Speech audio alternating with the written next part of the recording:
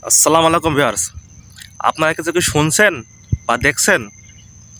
না শুনলে না দেখলে এই যে পাশে রাখেন। দেশের number one YouTuber Rakib Hussain আর অন্তরা ভাবি, রাকিব ভাই নাকি মিথিলা মামেরে মারছে বা পিটাইছে। মানে এরা যে 2 দিন পর পরে কি শুরু করে আমি তো কল্পনা করে না, ভাবতেও পারে না। আচ্ছা, নাম্বার ওয়ান কন্টেন্ট ক্রিয়েটর অথবা নাম্বার ওয়ান ইউটিউবার হইতে হইলে কি এই 2 দিন পর পর ওই ফ্যামিলি ঝামেলা বা ফ্যামিলির সমস্যা এটা কি ওই সোশ্যাল মিডিয়ার মধ্যে বা নিউজ পেপারের মধ্যে নিয়ে আসতে হয়? তাহলেও আমারও ওই পথটা অবলম্বন করা দরকার, কারণ আমি তো ভিডিও করে যাচ্ছি, ভাইরাল হতেই পারতেছি না।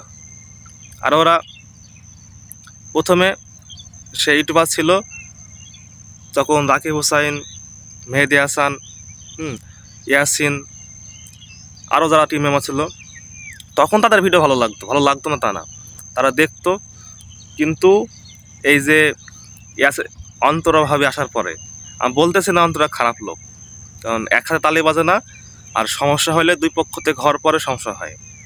তো অন্তরভাবে আসার পরে ইয়াসিনের সাথে একটা ঝামেলা হইলো, সে এখন আলাদাভাবে চলে গেছে। কিছুদিন পরে আবার মিথিলা মামের সাথে ঝামেলা হইলো বা ইয়াসিনের সাথে, আবার সেও চলে গেছে।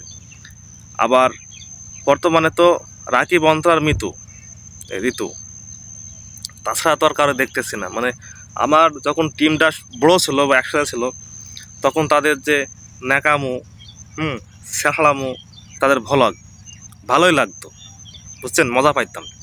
কিন্তু এখন না একঘেয়ে হয়ে গেছে ভ্লগ।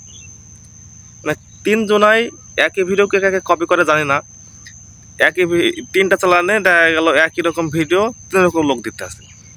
তো যাই হোক, আমি যা বুঝলাম পরিশেষে, বুঝছেন, মানে সোশ্যাল মিডিয়ার ফরেউতে বা হাইলাইট থাকতে হলে ফ্যামিলি প্রবলেমগুলা, কার কি হয়েছে কার না হয়েছে ওগুলা আপনার নিউজ কমার সামনে নিয়ে আসতে হয়, তা বুঝলাম। তো দেখি যাক, আমি কোনো নিউজ নিয়ে আনতে পারি কি আপনার সামনে, কারণ ভাইরাল তো হতে হবে না, বুঝছেন, কারণ আমারও তো শখ আছে ইউটিউবার হবো না। তো আল্লাহ হাফেজ, ভালো থাকেন, হয়তো বিষয়টা বুঝছেন।